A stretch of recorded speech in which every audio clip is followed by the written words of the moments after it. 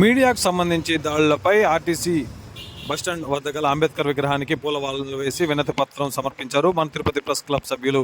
అదే సమయంలో తిరుపతి ఎస్పీ వద్ద అన్ని మీడియా సంఘాలు కలిసి నిరసన వ్యక్తం చేసి మోహన్ బాబుపై కఠిన చర్యలు తీసుకోవాలని వారు కోరారు.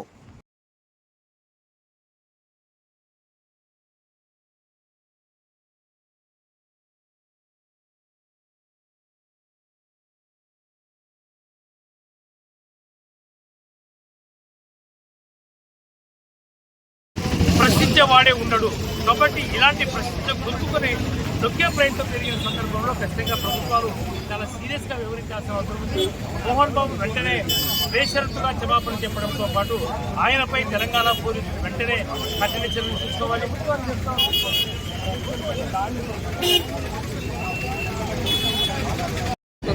విద్యార్థులపైన జరుగుతున్నటువంటి దాడులు అక్కడ అక్రమ వసూలుకు సంబంధించి మనోజ్ ఎప్పుడు కూడా ఖండిస్తూనే వచ్చారు. దాంతో పాటు కూడా ఆస్తుల విషయానికి సంబంధించి విద్యా సంస్థల ఆస్తుల వ్యవహారంలో కూడా మనోజ్ కొన్ని కామెంట్ చేశారు. కాబట్టి సో ఆ రకమైనటువంటి సిచ్యువేషన్ నాకు ఉంది. కాబట్టి కేబుల్ టీవీ ప్రతినిధి అంటే నేను నా కెమెరామెన్ నరసింహ ఇద్దరు కూడా మొన్నటి రోజున వెళ్ళడం జరిగింది. అయితే విద్యానికేతన్ యూనివర్సిటీ మీటింగ్ వద్ద మేము రోడ్లో నిలబడి అంటే వాళ్ళ ప్రెమిసెస్ కాదు, వాళ్ళ గేట్కి సంబంధించి ఎక్కడ కూడా మేము చేయలేదు.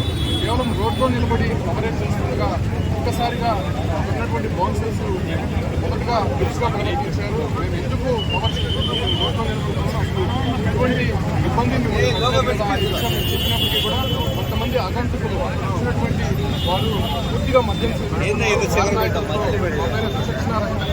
పాల్పడ్డారు. దాంతోపాటు కూడా మా వద్ద ఉన్నటువంటి చేయడమే కాకుండా అక్కడ జీప్ తెచ్చి కిడ్నాప్ చేసే ప్రయత్నం చేశారు, జీప్లో ఎక్కించే ప్రయత్నం చేశారు. అప్పటికే మాకు సీన్ అర్థమైపోయి మేము అక్కడి నుంచి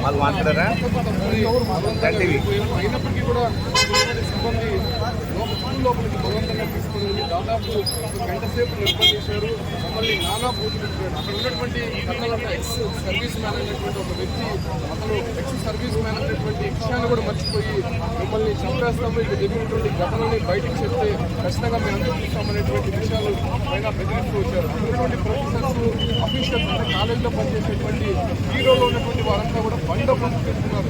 విద్యార్థులకి వాళ్ళు ఎటువంటి సందేశం ఇవ్వబోతున్నారు, ఎటువంటి విద్యాబోధన వాళ్ళు చేస్తారో కొంత ఈ విషయాన్ని చూసి మనం అర్థం చేసుకోవచ్చు. దీనిపైన పోలీసులు కూడా కంప్లైంట్ ఇచ్చాం. బట్ అక్కడ కేవలం వాళ్ళపైన వెయిలబుల్ సెక్షన్స్ కిందనే కేసు నమోదు చేశారు. దీనిపైన మళ్ళీ ఎస్పీ సార్కి ఫిర్యాదు చేయడానికి వాళ్ళ జర్నలిస్టు సంఘాలంతా కూడా వచ్చాము. అదే రకంగానే నిన్న టీవీ9 ప్రతినిధి రవీంద్రపై చేసినటువంటి దాడిని కూడా పూర్తిగా ఖండిస్తున్నాము.